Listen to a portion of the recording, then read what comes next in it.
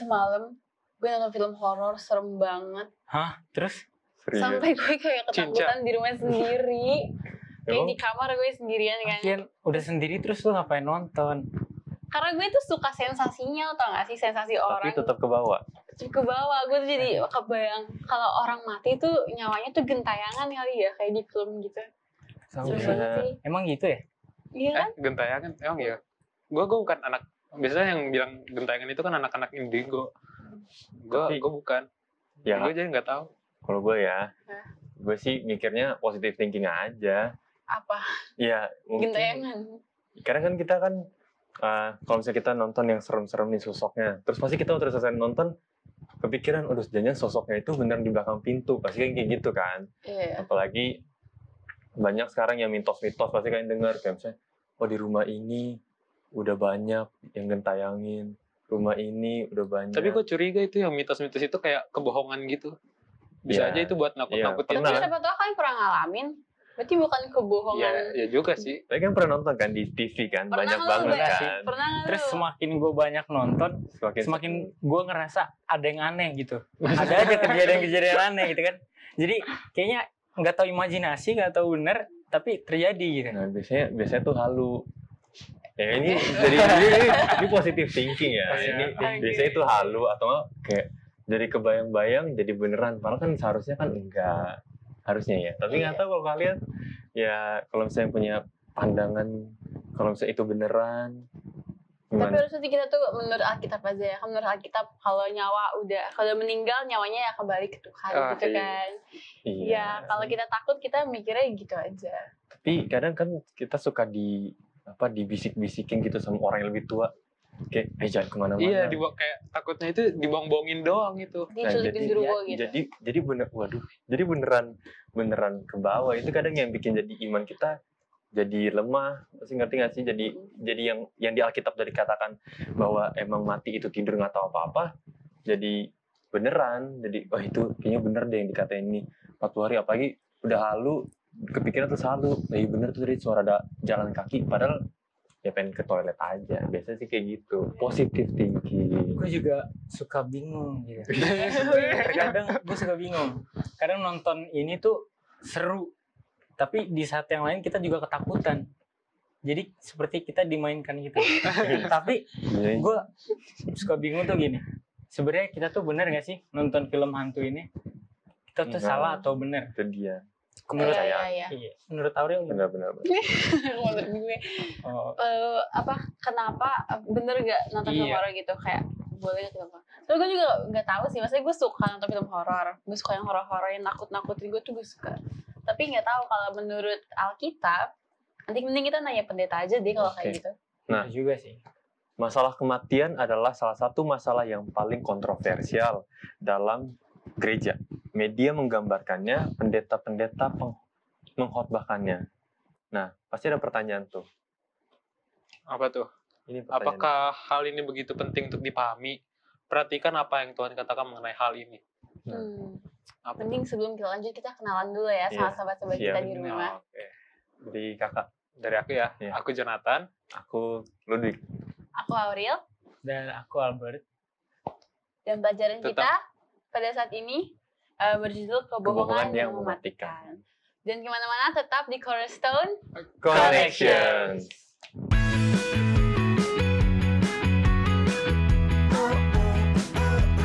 Kembali lagi di Cornerstone Connections. Program ini hadir untuk menuntun kamu kepada Alkitab agar dapat melihat kisah besar Allah dan manusia. Jika kamu mencari firman Allah yang benar, Cornerstone Connections menantang kamu dan menyajikan Alkitab untuk menghubungkannya dengan kehidupan nyatamu.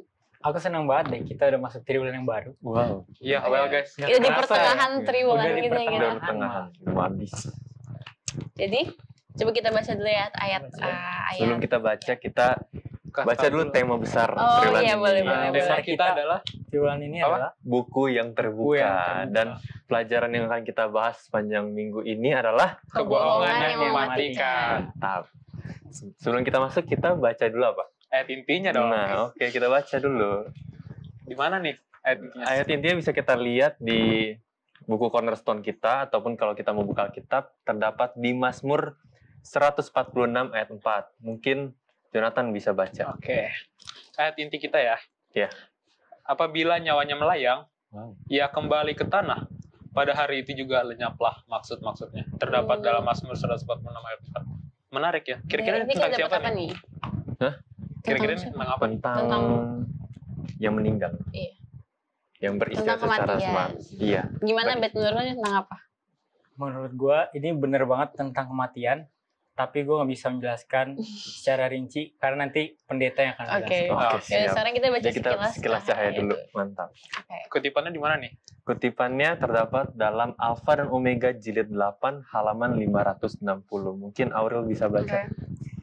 Kekekalan yang dijanjikan kepada manusia dengan syarat penurutan telah hilang lenyap oleh pelanggaran. Adam tidak dapat meneruskan kepada keturunannya apa yang tidak ia miliki, dan tentu saja tidak ada pengharapan bagi umat manusia. Kalau saja Allah tidak membuat kekekalan itu dapat dijangkau mereka oleh pengorbanan anaknya. Jelas ya di situ ya. Dari baca semua, terima kasih Kak Aurel. Nah, tadi tuh Aurel sempat cerita-cerita dikit tentang pelajaran Ya, yang di segmen sebelumnya ya. sebelum mulai syuting ini dia sempat cerita kalau misalkan ide kekekalan jiwa itu ternyata ada asalnya, ada Dari mana tuh pelajarannya. Nah, mungkin Kak Aurel bisa jelaskan ini nih, Apa tuh? ide kekekalan jiwa. Oh iya. Jadi ide kekekalan jiwa itu berasal dari filsuf Yunani. Benar. Atau paling tidak melalui mereka filsafat itu pada akhirnya menemukan jalannya untuk masuk ke dalam teologi Kristen. Pantesan. Berarti berhubungan ya harusnya. Iya, kayak contohnya ada Plato nih. Plato itu kan salah satu filsuf apa coba? Apa ya? Filsuf zaman dahulu. Ibrani. Iya, ya dia pokoknya salah satu filsuf yang paling terkenal menyatakan keyakinan ini. Keyakinan Kekekalan tadi, jiwa. Kekekalan jiwa, ya. Oke. Dia percaya bahwa tubuh itu hanyalah wadah yang menampung jiwa manusia. Apa? Hanyalah wadah yang menampung menampung jiwa manusia. Menampung jiwa. Dia meyakini bahwa sekali tubuh mati atau wadah itu mati, jiwa yang pernah berada di dalam daging berpindah dari rangkanya dan tidak akan pernah hancur. Kesadaran masih ada bersamanya. Nah, berarti ini ya yang membuat banyak orang beranggapan bahwa iya. jiwa itu kekal, tidak Iya. akan kembali ke pencipta. Berarti itu kayak hantu-hantu nggak sih? Iya, kayak yang Yang kita bergentayangan percaya. Kepercayaan Bisa jadi. Berarti mulainya bisa dari situ ya, kayak dari Bisa. filsuf yang terkenal orang jadi kayak terpengaruh karena dia berpengaruh kan. Karena dia Betul. betul banget. Betul banget. Terima kasih. Nah, Jadi- coba kita lihat apakah pendapatmu tuh. Abed boleh baca. Apakah pendapatmu? Memiliki jiwa yang kekal berarti bahkan jika tubuh mati, jiwa dan kesadaran seseorang masih hidup, sementara melayang ke surga atau ke neraka atau ke tempat yang lain. Sebutkan 5 alasan tertinggi yang menurut kamu mengapa kepercayaan ini bisa muncul. Nah, dari Jonathan, Dari alasannya. aku terus yang lain dong. Oh, iya. Coba. Dari aku deh. Oh, iya. Siap. Kalau menurut aku tuh salah satu alasan tertinggi kenapa orang bisa percaya itu dari mitos-mitos ya, kayak cerita-cerita dongeng-dongeng zaman dahulu yang tersebar. Jadi orang-orang pada mikir kalau nyawa itu tetap hidup walaupun wadahnya sudah mati. Nah, iya benar sih yang seperti yang dikatakan oleh teman kita Aku nih. Aurel. Oh iya, udah Kan Jonathan dibilang kan dulu. tadi kepercayaannya itu memiliki jiwa yang kekal, Heeh. bahkan jika tubuh mati. Nah, dulu itu pas aku masih kecil ya, kan anak kecil itu biasanya masih polos. Jadi orang tua itu kayak sering, kamu jangan keliaran dong malam-malam, itu banyak hantu bergentayangan. Nah itu kira-kira Betul. bener nggak sih? Itu tuh selalu aku tanyain dalam diri aku sendiri gitu. Iya. Bahkan masih besar ini juga justru malah berpikir bahwa pada saat itu pas kecil itu mungkin itu hanyalah kebohongan supaya nanti anaknya pulang mainnya itu sore-sore, jadi nggak keliaran malam-malam. Iya. Ya, sebenarnya niatnya bagus, cuman caranya aja yang salah. Nah itu yang suka bikin Ya, itu yang penasaran. bikin jadi diri kita tertanam misalnya Iya, dari jadi dasar. tertanam pas kecil itu Ya, supaya beneran, bisa betul lah. pulang. Itu sih. Iya. Ya. Ya udah nih, kan kita banyak pertanyaan-pertanyaan Iya. nih kan pastinya. Lebih bagus lagi kita tanya langsung ke pendetanya. Mm. Tapi maaf banget nih gue nggak bisa ikutan Aduh, untuk diskusi. Mau kemana Ya. nih? Padahal seru banget. Karena gue ada mau diskusi lagi Padahal tempat dia tadi. lagi. Iya, padahal Oh tadi cerita dia yang loh. cerita dia ketakutan ya. Ya, Tapi nanti nggak kalian apa-apa. langsung kasih aja. Iya, Oke? siap. Ya, oke. Titip salam ke Pak Pendeta ya. Iya. Oke. Dadah. Dadah. Iya, hati-hati. Oke. Kita akan belajar lagi di segmen selanjutnya. Jangan kemana-mana, walaupun Aurel harus pergi, tapi pemirsa tetap menyaksikan kita di Cornerstone Connections.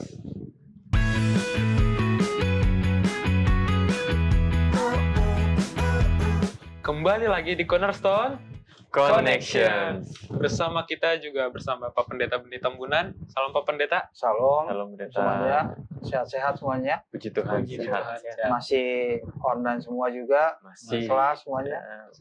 Nah, tadi kita di segmen sebelumnya nih udah belajar nih tentang berdiskusi ya. Tentang Berdiskusi tentang apa tadi?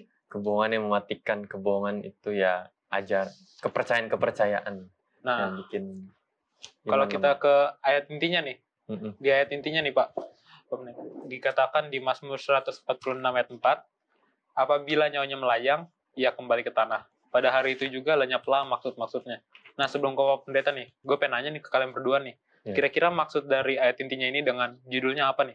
Coba dari siapa? Ya, gue dulu deh. Albert aja deh.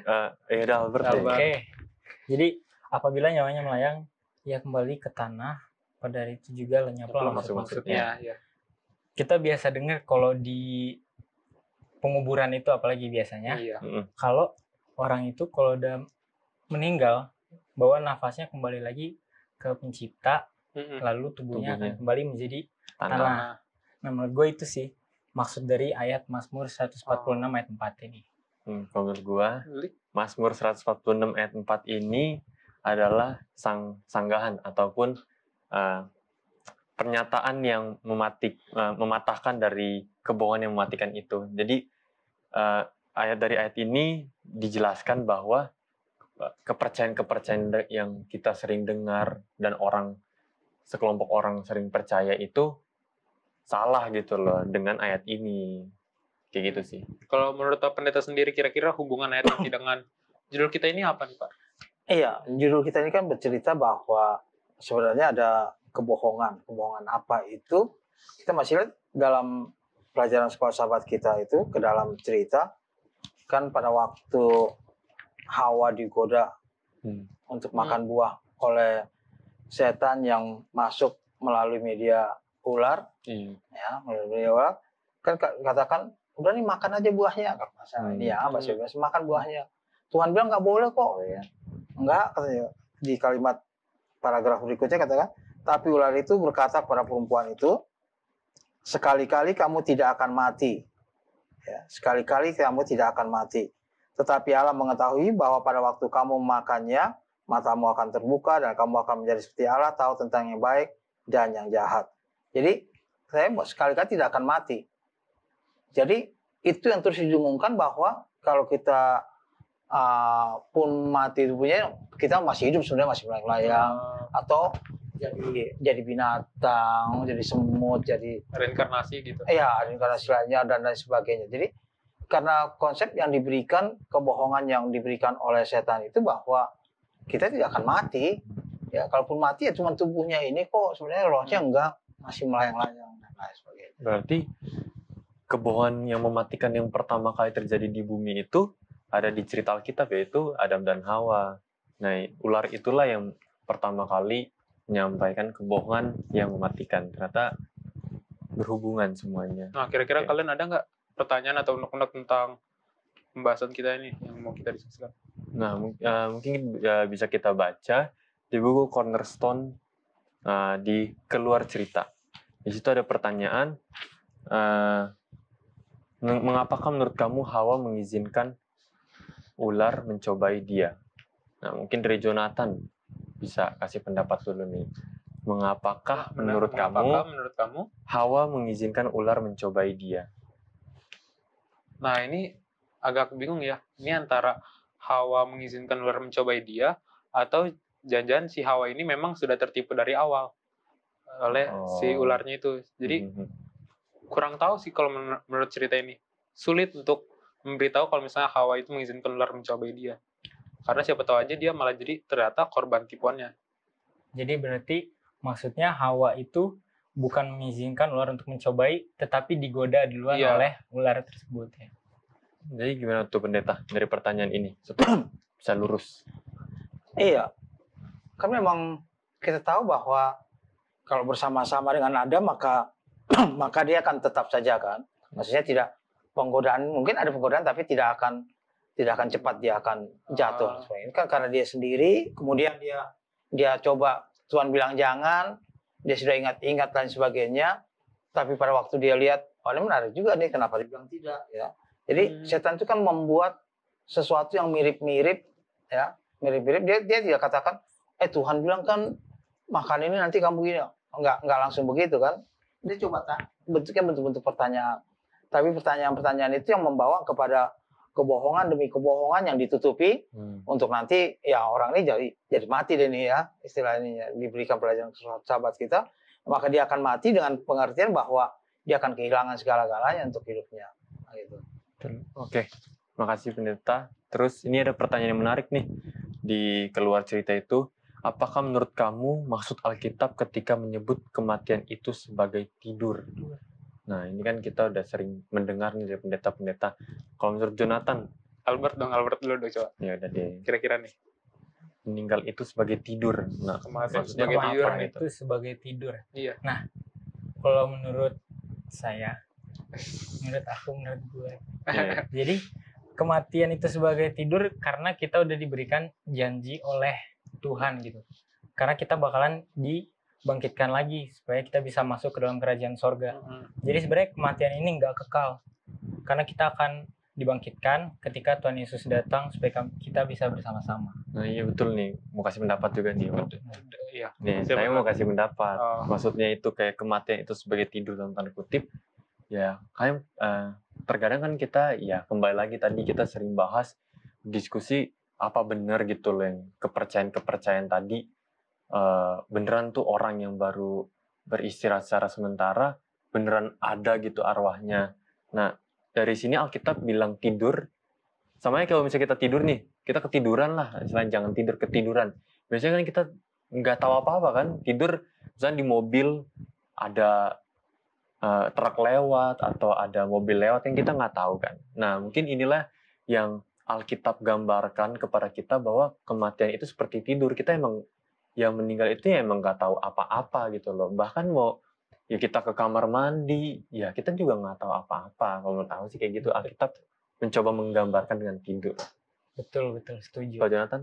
Udah setuju Udah banget lengkap sama ya? buat Setuju berdua juga. juga. Udah lengkap. Tapi Tinggal kesimpulan Pak Pendeta ada kira-kira apa? sesuatu yang mengganjal gitu. Apa tuh? Jadi kan ada kepercayaan ini yang bilang bahwa kalau orang meninggal berarti wadahnya sudah tidak ada, tetapi jiwanya masih berkeliaran. Nah, itu Jadi, pertanyaan.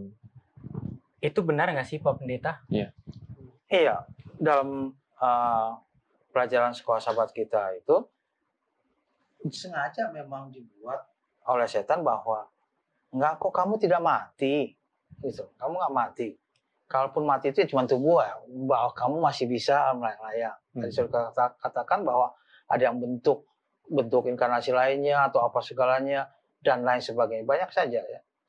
Dan itu dikonsep oleh setan dan akhirnya banyak orang yang percaya, oh memang gitu ya. Padahal Alkitab katakan kan memang orang mati itu diibaratkan dengan tidur saja sejenak. Ya, tidur sejenak. Jadi tidur itu pun tidur dengan tidur nyenyak yang nggak tahu apa-apa, tadi sudah dijelaskan. Jadi setan coba untuk membuat bahwa ini loh nggak benar, ini loh nggak benar, ini loh nggak benar, tapi dibuat sedemikian rupa seolah-olah ini benar. Ya, itu sebabnya orang takut kalau ada orang meninggal, takut lewat ya, atau takut lewat kuburan. Padahal kalau tikus mati gitu kan, binatang mati kita lewat saja. Padahal sebenarnya tetap nyawa kan, bicara nyawa. Ya, dalam hal ini bahwa hubungan demikian itu sengaja dibuat oleh setan supaya kita itu menjadi takut, supaya kita tidak percaya. Kalaupun kita percaya bahwa nanti sudah ada hal lainnya yang jauh dari apa yang Allah berikan. Jadi Allah memberikan kalaupun sampai ada kematian itu, maka ada penebusan yang diberikan dengan kebangkitan bagi orang-orang mati tersebut. Jadi penebusan dengan darah Kristus itu memberikan satu pengharapan bagi manusia bahwa dia bisa bangkit dari kematian. Kita tahu bahwa karena kebohongan itu maka ada kematian kan. Jadi untuk mengalahkan kematian itu, maka harus ada pengorbanan. Pengorbanan itu adalah dengan pengorbanan Kristus di kayu salib dengan darahnya. Dan pengorbanan di kayu salib itu sekaligus juga mematahkan prinsip daripada bahwa kalau orang itu mati ya udah rohnya melayang-layang aja, dia nggak hidup lagi dan lain sebagainya. Ini membuka kedok daripada setan bahwa dia memang berbohong soal kematian ini. Jelas sekali ya, yang tadi sudah pendeta jelaskan. Mungkin Jonathan bisa baca lagi pertanyaan dari keluar cerita. Yang ini nih, ini sebenarnya mungkin hampir sama kali ya. Ini dibilang katanya dalam cara seperti apakah ular itu mencampur adukan dusta dan kebenaran. Nah, itu kira-kira caranya seperti apa tuh? Terus dibilang katanya, mengapa menurut kamu dia melakukan cara seperti itu sebagai ganti datang dengan menyatakan kepadanya kebohongan dari sejak awal. Nah. Jadi mungkin sama kali ya. Jadi ular itu seperti memberitahu kepada kita bahwa ini itu tidak boleh kayak tadi. Tapi bahwasannya ternyata ini itu kayak cara halus dimasukkan ke dalam diri kita, ya nggak sih? Ya, sama Kalau kalau menurut kalian misalnya kita lihat nih yang terjadi dalam kehidupan sehari ya. Ya zaman sekarang lah, kalau misalnya kita nonton di TV, itu kadang suka tuh ada yang misalkan kerasukan. Terus dia bilang yang kerasukan ini saya kakekmu, saya yang jaga kamu, nenek moyang, nama saya bla bla bla bla. Nah ini kan cara setan sebagai kayak tadi mencampur adukan antara dusta dan kebenaran. Kebenarannya ya benar, ada keturunan kita, tapi dia berdusta bahwa saya beneran nenek moyangmu. Padahal itu adalah cara setan supaya ya itu tadi judulnya kebohongan yang mematikan kita gitu loh, sebagai orang Advent yang percaya bahwa kita itu kalau meninggal tidur, mematikan kepercayaan sama iman kita gitu kira-kira. Sih kayak gitu. Gimana? Ada? Jadi karena kita bingung juga nih kan, masih ada pertanyaan-pertanyaan, ada juga ayat Alkitab untuk menjawab ini semua. Ada di mana tuh? Pengkhotbah 9 ayat 5. Karena orang-orang yang hidup tahu bahwa mereka akan mati, tetapi orang yang mati tak tahu apa-apa. Tak ada lagi upah bagi mereka, bahkan kenangan kepada mereka sudah lenyap. Jadi jelas ya di sini dibilang kalau orang yang sudah mati itu nggak bisa lagi bangkit atau menggentayangi misalnya atau merasuki orang-orang yang lain. Banyak sebenarnya ayat-ayat yang menjelaskan gitu loh. Tapi terkadang kitanya aja yang terlalu gampang percaya. Mungkin gimana pendeta? Banyak hal-hal yang termasuk juga misalnya tubuh ini fana. Roh itu yang kekal, maka tubuh ini penuh dosa, maka tubuh ini yang harus dimatikan. Ya di Manila kita tahu ada orang cambuk badannya sendiri gitu kan. Wah, supaya tubuh ini bersih apa semuanya gitu kan. Padahal Alkitab tidak katakan begitu kan. Alkitab mengajarkan kita bahwa tubuh ini ya tubuh kita terdiri dari tubuh dan roh ini, kemudian pada waktu hidup setelah dia mati ya tubuh ini kembali pada tanah, ya rohnya kembali pada Allah. Selesai. Kapan rohnya itu kembali lagi pada dia, ya pada waktu harga tebusan itu diberikan, ya dengan kematian Kristus, dan pada waktu Kristus datang itu akan dibangkitkan. Itu yang kita yakin, itu sebabnya kita yakin bahwa kematian itu kita ibaratkan dengan tidur nyenyak tadi, ya tidur sesaat yang nyenyak gitu loh. Jadi tubuh kita ini memang Tuhan ciptakan dengan sempurna awalnya, tapi setan membuat kebohongan mengenai rohnya dan lain sebagainya, dan akhirnya membuat satu ajaran-ajaran lain dan orang percaya kepadanya supaya mengikuti hal tersebut, yang membuat itu juga lari daripada unsur yang sebenarnya.